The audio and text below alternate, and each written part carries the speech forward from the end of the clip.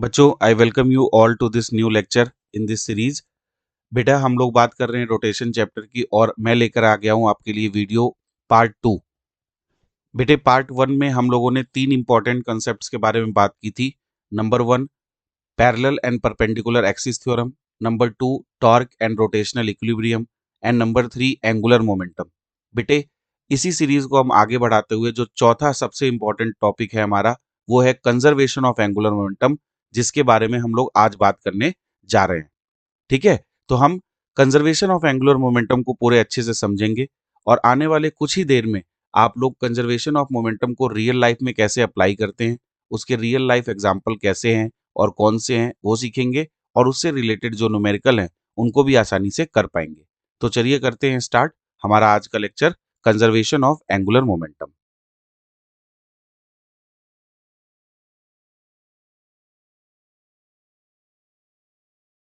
तो बच्चों conservation of angular momentum क्या होता है? When the resulting external torque acting on a system is zero, then the total vector angular momentum of the system remain constant। तो बेटा जब भी किसी सिस्टम के ऊपर एक्सटर्नल टॉर्क जीरो होता है तो उस सिस्टम का जो एंगुलर मोमेंटम है वो कंजर्व रहता है। बच्चों हमें पता है according to Newton's second law बेटे the rate of change of angular momentum किसके बराबर होता है? टॉर्क के बराबर होता है। तो बेटे अगर हम लोग ये कह दें कि सिस्टम पे कोई एक्सटर्नल टॉर्क है ही नहीं, टॉर्क जीरो है, तो हम ऐसा कह सकते हैं ना बेटा कि अगर टॉर्क जीरो है तो DL by D T zero है। और अगर DL by D T zero है इसका मतलब जो चेंज इन एंगुलर मोमेंटम है वो जीरो है। तो बेटे अगर एंगुलर मोमेंटम चेंज हो ही नहीं रहा है इसका मतलब क्या है कि एंगुलर मोमेंटम जो है वो कंजर्व्ड है बेटा या कांस्टेंट है। ठीक है, तो जब भी सिस्टम के ऊपर कोई एक्सटर्नल टॉर्क नहीं लगेगा, बॉडी के ऊपर कोई एक्सटर्नल टॉर्क नहीं लगेगा तो उसका एंगुलर मोमेंटम जो है वो कंजर्व रहेगा बेटा। यानी बॉडी का जो इनिशियल एंगुलर मोमेंटम है बेटे वो फाइनल एंगुलर मोमेंटम के बराबर होगा, डायरेक्शन में भी और मैग्नीट्यूड में भी। ठीक है, आई गेस इतना तो आप लोगों को क्लियर हो गया। तो बेटा अब हम लोग देखते हैं कि जैसे सपोज करो इसको अप्लाई कैसे करना है। बेटे जब हम लोग कंजर्वेशन ऑफ लीनियर मोमेंटम की बात करते थे, है ना, कंजर्वेशन ऑफ लीनियर मोमेंटम, तो लीनियर मोमेंटम में जो हमारी इक्वेशन होती थी बेटा कंजर्वेशन के दौरान वो क्या होती थी? वो होती थी बेटा m1u1 plus m2u2 is equal to m1v1 plus m2v2। इसका मतलब क्या है बेटा? अगर हमारे पास दो ऑब्जेक्ट थे, m1 जो इनिशियली u1 से चल रहा था, m2 जो इनिशियली u2 से चल रहा था, ये दोनों कोलाइड करते थे। कोलिजन के बाद जो m1 है बेटा ये कितने से चलने लग जाता था? v1 से। और m2 जो है ये कितने से चलने लग जाता था? v2 से। तो हम लोग लिखते थे m1u1 बराबर m2 sorry m1u1 plus m2u2 बराबर m1v1 प्लस m2v2। तो यहाँ पे u1 और u2 इनिशियल वेलोसिटी होती थी और v1 और v2 कोलिजन के बाद की फाइनल वेलोसिटी।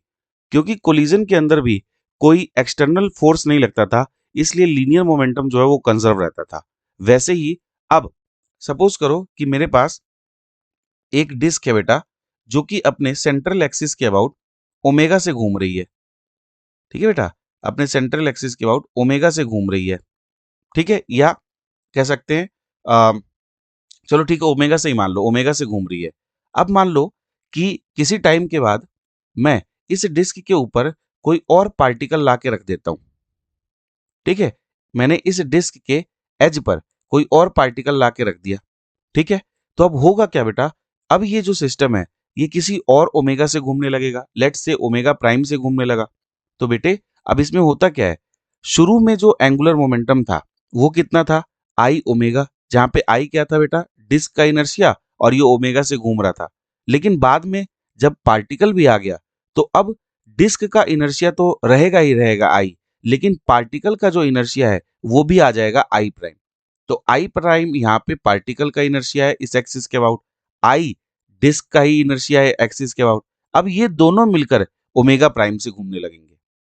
तो यहां से हम ओमेगा प्राइम कैलकुलेट कर सकते हैं। अब अगर कोई इस इक्वेशन को, जो हमारी लीनियर मोमेंटम की इक्वेशन है बेटा कंजर्वेशन की, इसको चेंज करना चाहे रोटेशन की एंगुलर मोमेंटम के कंजर्वेशन के लिए, तो ये इक्वेशन को हम कैसे चेंज कर सकते हैं बेटा? हम लिख सकते हैं मास के लिए I1, इनिशियल वेलोसिटी के लिए ओमेगा नॉट 1, फिर I2 ओमेगा नॉट 2, और ये बराबर हो जाएगा बेटा किसके? I1 omega 1 plus I2 omega 2 के। अब यहाँ पे I1 और I2 तो बेटा आपको पता चल गया, सिस्टम के अंदर जो दो बॉडीज होंगी उनका इनर्शिया है। ओमेगा नॉट 1 और ओमेगा नॉट 2 ये इनिशियल एंगुलर वेलोसिटी है, इनिशियल एंगुलर वेलोसिटी। जबकि बेटा ओमेगा 1 और ओमेगा 2 क्या है? ये फाइनल एंगुलर वेलोसिटी है, फाइनल एंगुलर वेलोसिटी। ठीक है बेटे, तो इस तरीके से इस इक्वेशन का यूज करके हम किसी भी ऑब्जेक्ट का या किसी भी सिस्टम का एंगुलर मोमेंटम कंजर्व करके उसकी और कंडीशंस के बारे में पता कर सकते हैं। अब हम लोग देखते हैं कि डेली लाइफ एग्जांपल में इसको हम लोग कैसे यूज करते हैं। तो देखिए बेटे, यहाँ पे मैंने दो एग्जाम्पल लिए हैं। एक एग्जाम्पल है बेटा डांसिंग गर्ल का, है ना, ये हमारा फर्स्ट एग्जाम्पल है। इस एग्जाम्पल में क्या कह रहा है बेटा, एक गर्ल है जिसने अपने हैंड को जो है वो अपने बॉडी के पास रखा हुआ है, और वो अपनी बॉडी के अराउंड जो ये एक्सिस है, इस एक्सिस के अराउंड रोटेट कर रही है ओमेगा से। ठीक है बेटा, ठीक। अब सोचो इसका इनिशियल एंगुलर मोमेंटम कितना है? I1 omega.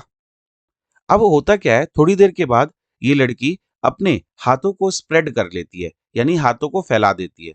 बेटा, जैसे ही ये हाथों को फैलाएगी वैसे ही क्या होगा, वैसे ही जो इसका मास है, हाथों का जो मास है, वो एक्सिस से दूर जाने लगेगा। क्योंकि जैसे ही आप हैंड को स्प्रेड करेंगे तो ये जो मास है, जो पहले आपके बॉडी के पास था, वो अब दूर जाने लगेगा। तो जैसे ही मास बॉडी से दूर जाएगा बेटा, एक्सिस से दूर जाएगा बेटा, वैसे ही आपका इनर्शिया बढ़ जाएगा। तो अगर इनर्शिया बढ़ गया तो अब हम बोल रहे हैं कि इस लड़की का इनर्शिया इस एक्सिस के अबाउट अब I2 हो गया है।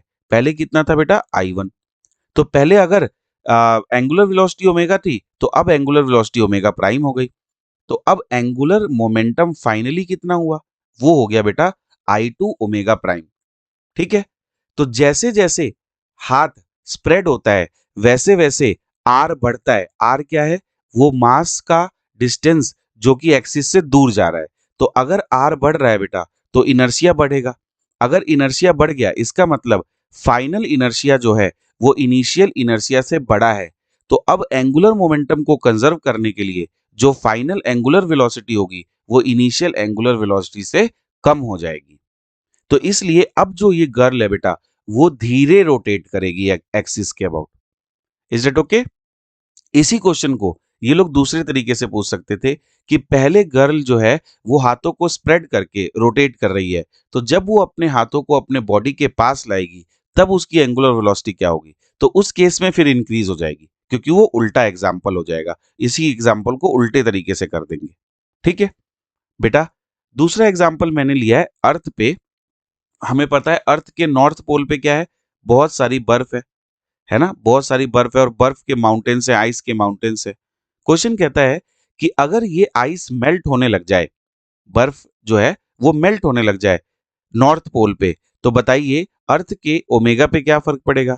और अर्थ के इस ओमेगा के फर्क पड़ने की वजह से length of day and night पे क्या फर्क पड़ेगा? ये क्वेश्चन पूछता है। तो सोचो बेटा कि जैसे ही नॉर्थ पोल से बर्फ पिघलनी शुरू होगी, तो जैसे ही बर्फ पिघलेगी बेटा तो होगा क्या? ये जो माउंटेन्स थे बड़े बड़े, ये जो माउंटेन्स थे बड़े बड़े, ये जब बर्फ पिघलेगी और ये वाटर में कन्वर्ट होंगे तो वाटर तो फैलेगा, कि वाटर की प्रॉपर्टी है फ्लूइडिटी की, तो वाटर फैलेगा। तो अगर वाटर फैलना शुरू करेगा बेटा तो नॉर्थ पोल पे वाटर जो है वो एक्सिस से दूर जाने लगेगा, यानी कि मास जो है वो एक्सिस से दूर जाने लगेगा। जैसे ही मास एक्सिस से दूर जाने लगेगा बेटा, वैसे ही हम बोलेंगे कि आर बढ़ रहा है। आर क्या है? मास की एक्सिस से डिस्टेंस। तो जैसे ही आर बढ़ेगा बेटा इनर्शिया बढ़ जाएगा। इनर्शिया बढ़ेगा, और क्योंकि सिस्टम पे कोई एक्सटर्नल टॉर्क है नहीं भाई, अर्थ पे जो मान लो वो तो ग्लोबल वार्मिंग की वजह से आइस मेल्ट होने लगी, लेकिन किसी ने आपका जो एक्सटर्नल टॉर्क तो नहीं लगाया। तो जब एक्सटर्नल टॉर्क नहीं लगाया तो इनर्शिया के बढ़ने की वजह से एंगुलर मोमेंटम को कंजर्व करने के लिए बेटा ओमेगा डिक्रीज कर जाएगा।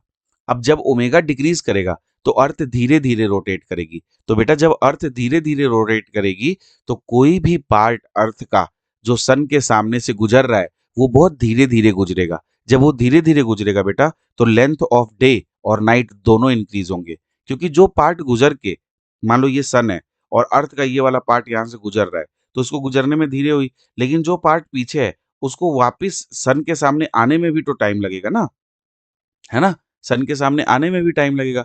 तो इसका मतलब क्या है, लेंथ और ऑफ डे एंड नाइट दोनों ही बेटा क्या होने वाले हैं, इंक्रीज होने वाले हैं।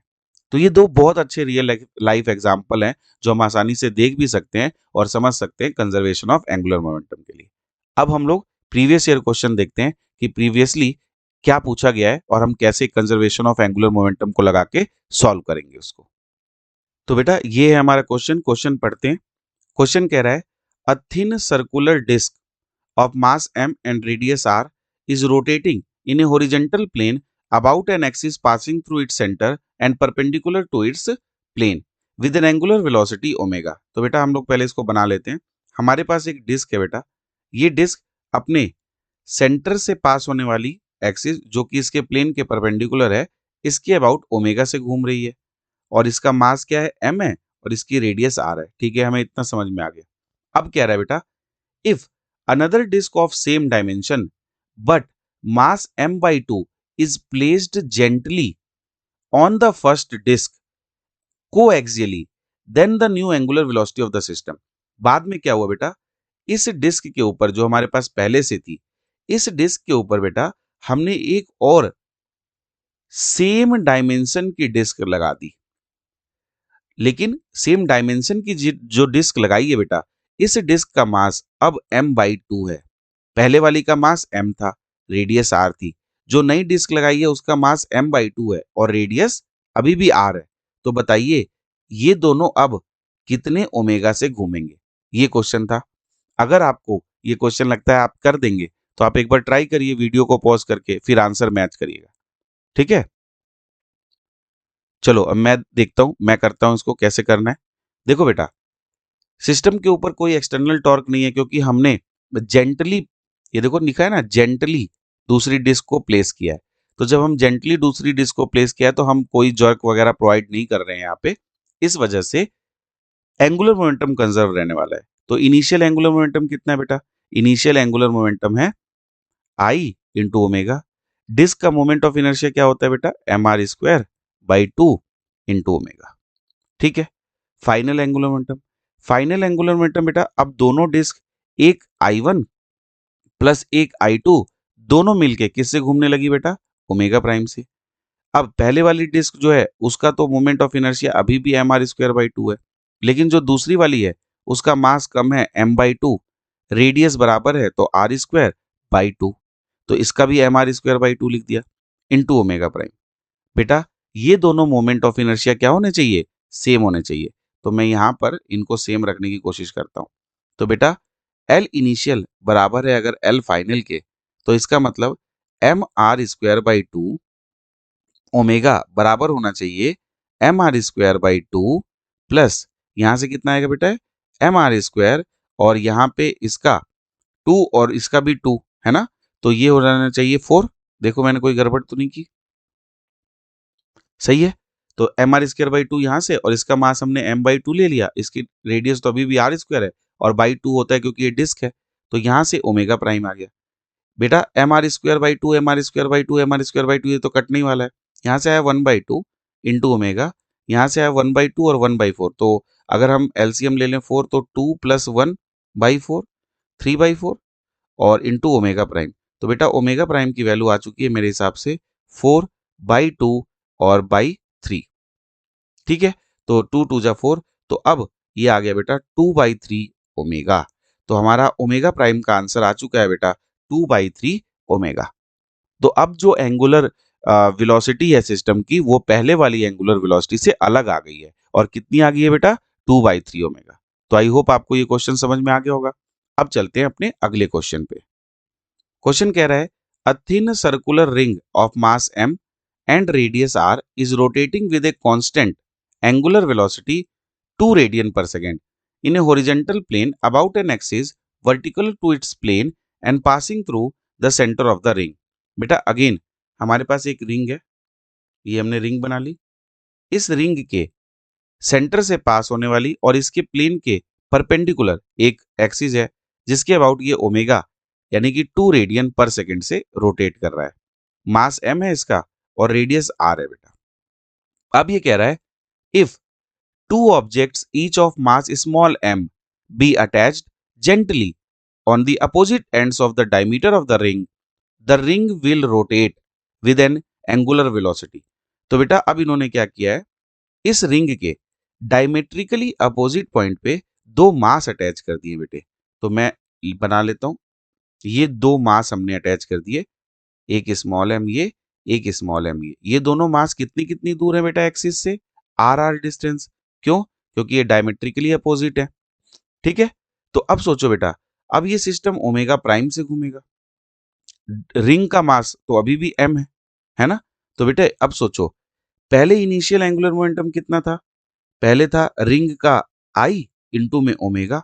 रिंग का i होता है बेटा सेंट्रल एक्सिस के about M R square into omega. L final सोचो, रिंग का i एम आर स्क्वायर, और अब ये दोनों पार्टिकल भी बेटा एक्सिस से आर आर दूर हैं और एक पार्टिकल का होगा स्मॉल एम आर स्क्वायर, तो दोनों पार्टिकल का कितना होगा 2 एम आर स्क्वायर। अब ये दोनों मिलके किससे घूम रहे हैं बेटा, ओमेगा प्राइम से। इसका मतलब अगर एल इनिशियल बराबर है बेटे एल फाइनल के, तो मैं कह सकता हूं M R square into omega बराबर होना चाहिए बेटे capital M R square plus 2 small M R square into omega prime के।